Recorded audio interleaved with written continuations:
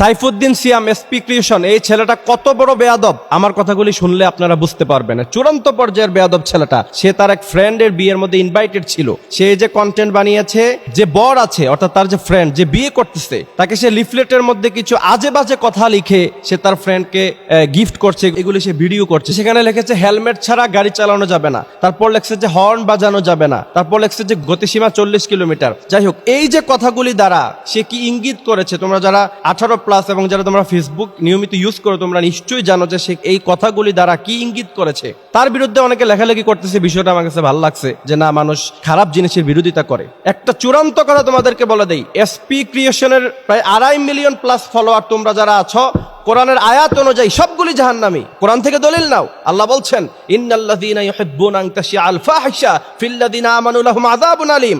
যারা ফাহিশা কাজকে যারা পছন্দ করে এবং যারা সাপোর্ট করে, তারা যারা ফলো করছে, ফিল্লাযীনা আমানু লাহুম আযাবুন আলীম, তাদের জন্য আল্লাহ পাক রেখেছে যন্ত্রণাদায়ক কঠিন শাস্তি। সবগুলি জাহান্নামী।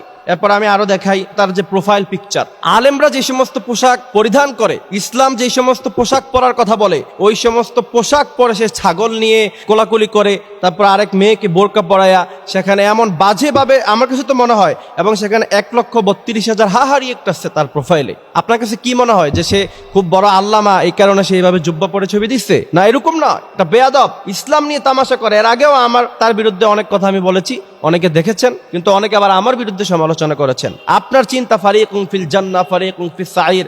আলেমদের ফলোয়ার হবেন, মুহাদ্দিসদের ফলোয়ার হবেন, মুফাসসিরদের ফলোয়ার হবেন, নাকি এই সমস্ত বেয়াদবদের ফলোয়ার হবেন? আপনাদের ইচ্ছা। আমি বলি না যে আপনি আমার ফলোয়ার হন। সারা দেশে আলহামদুলিল্লাহ আমাদের ফ্যান ফলোয়ার অভাব নাই, অনেক আছে আলহামদুলিল্লাহ। কিন্তু আমরা যুব সমাজ নিয়ে কথা বলি। তোমরা এমন লোকদের সাথে চলাফেরা করো, ফেরাউন, তাকে বলা হয়েছে যে তুমি ঈমান গ্রহণ করো, তোমাকে সব দিব, দুনিয়ার রাজত্ব দিব, সব ঠিক থাকবে, তুমি শুধু খালি পড়বা লা ইলাহা ইল্লাল্লাহ মুসা কালিমুল্লাহ। এক পর্যায়ে মনে স্থির করলো যে আমি ঈমান আনবো, আমি কালিমা পড়বো।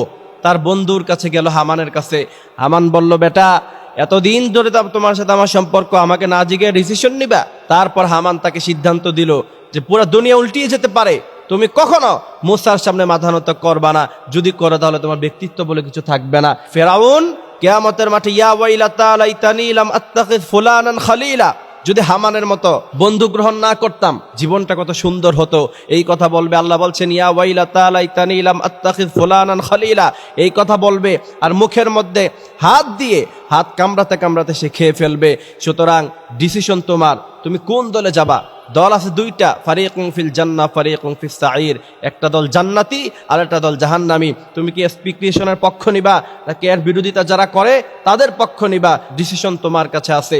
আর যদি খারাপ বন্ধু গ্রহণ করো, তাহলে ফেরাউনের সাথে তোমার সাদৃশ্য হবে। ইয়া ওয়াইলাতা লাইতানি লাম আত্তাখিয ফুলানান খলিলা, তাদেরকে গ্রহণ না করতাম, যদি এসপি ক্রিয়েশনের ফলোয়ার না হতাম, যদি আজকে নায়ক নায়িকা সাকিব খান, তারপর এই সমস্ত আজে বাজে লোকদের ফলোয়ার যদি আমরা না হতাম, জীবনটা সুন্দর হয়ে যেত। এমন ভাবে তোমরা আফসোস করতে থাকবা।